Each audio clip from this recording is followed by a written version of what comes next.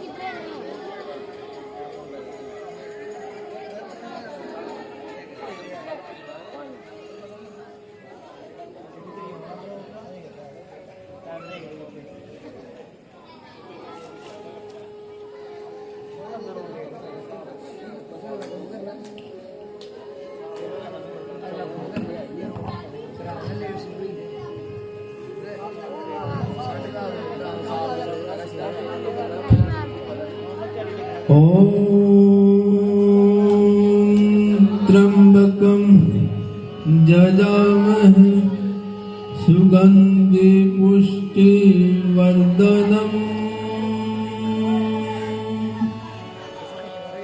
उर्वारुकमिव वन्दनात् मृत्युमोक्षमामृतात्।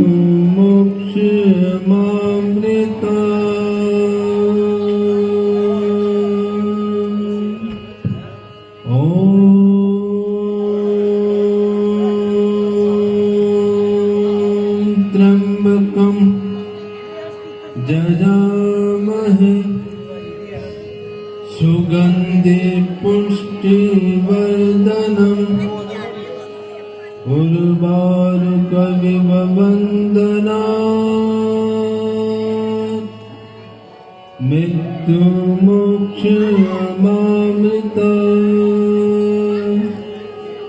ओम त्र्यंबकं यजामहे सुगंधि पुष्टिवर्धनम् उर्वारुकमिव वन्दनात् मृत्युमोक्षमामृतात्।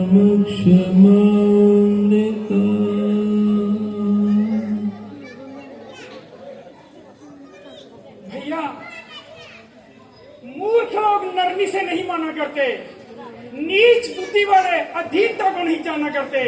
जब तक आपके क्रोध की यातना नहीं सहेगा, तब तक ये अभिमानी समुद्र हमें राह नहीं देगा। तो ठीक है, मूर्ख को विनती करना, क्रोधी को शांति का पाठ पढ़ाना और कंजूस को दान की शिक्षा देना सदा ही निष्फल रहा है। अभिमानी के सामने हाथ जोड़ने का घातक फल सिद्ध होता है। लोग अग्निबाण चलाता हूं और इसे सुखाता हूं। ईमान, ईमान, ईमान, ईमान। हे नाथ, रहम, हे दया सिंधु रहम। प्रभु, मैं अपराधी हूँ, मैं अभिमानी हूँ, मेरे गुणों को क्षमा करो। समुद्र देव, हमने विनती की, हमने नम्रता के साथ प्रार्थना की, तुमने उसकी जरा से भी परवाह नहीं की। अभिमान के वश होकर हमारी नम्रता का अनुचित लाभ उठाया है। अब उसका फल भोगने में क्यों घबरा रहे हो? नाथ, आपका क्रोध पन्ने के समान है। आपका एक ही बाण अनेक प्रबंधों का नष्ट कर सकता है। मैं दीन बेचारा किस गिनती में हूँ? मुझे अपना दास समझकर क्षमा कीजिए और इस भयंकर बाण का अवैधान कीजिए। नहीं जाने दूंगा। अच्छा, हम तुम्हारी नम्रता पर प्रसन्न हुए हैं, परंतु अब ऐसा उपाय बताओ जिससे हमारी सेना पार हो जाए। तो सुनिए महाराज, किसी नदी के किनारे एक क्षमाशील मुनि रहते थे। ये नाम और नील दोनों भाई महाव्रत करते थे। जिस समय वे मुनि आंखें बंद करके अपने ध्यान में बैठते, ये उनके ठाकुर जी को उठाते और समुद्र में फेंक देते। एक दिन मुनि जी ने क्रोध में आकर इन्हें श्राप दे दिया कि तुम जो भी समुद्र में डालोगे वह ऊपर ही तैरता रहेगा, बसते रहेगा। ये रात सभी बांधर सारा को आज्ञा दिए कि बड़े बड़े पत्थर उठाकर लाए, ये नाल और नील अपने हाथों से समुद्र में डालते जाएं। इस प्रकार पुल तैयार हो जाएगा और सेना को मार्ग मिल जाएगा। हाँ, उपाय तो ठीक है,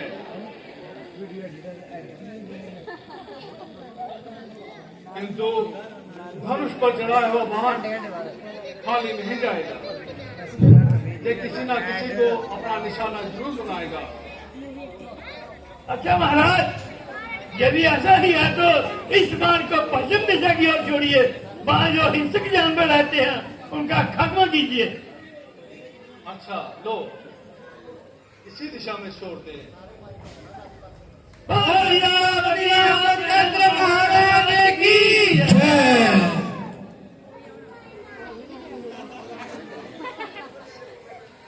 अच्छा नल नील जी, अब आप बाण रोड सहित चले जाओ और जल्दी ही पुल तैयार करवाओ। सुग्रीव जी, आप अपनी ही देखरेख में सारा काम देखिए। जैसी आज्ञा प्रभु। और सियापति रामचंद्र महाराज की जय।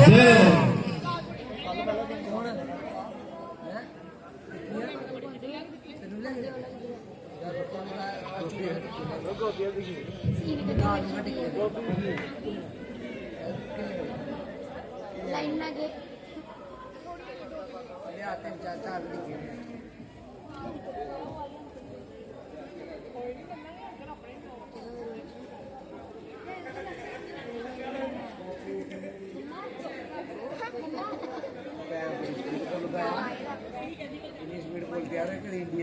यही तो बनाया यही तो।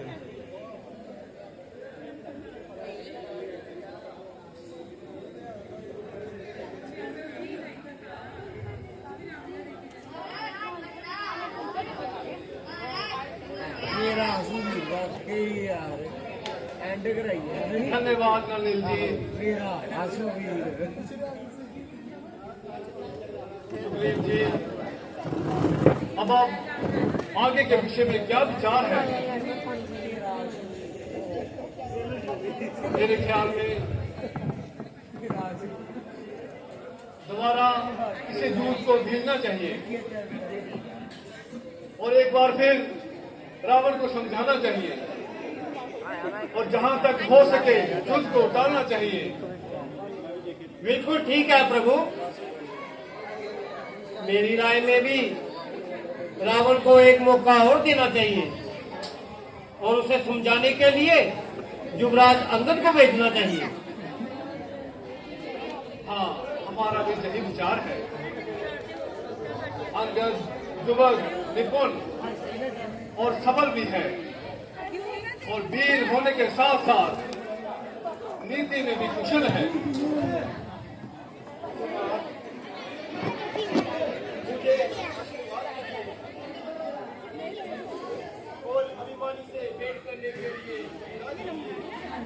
हाँ जाओ, मेरा आशीर्वाद है कि तुम संसार में अमर कीर्ति पाओगे।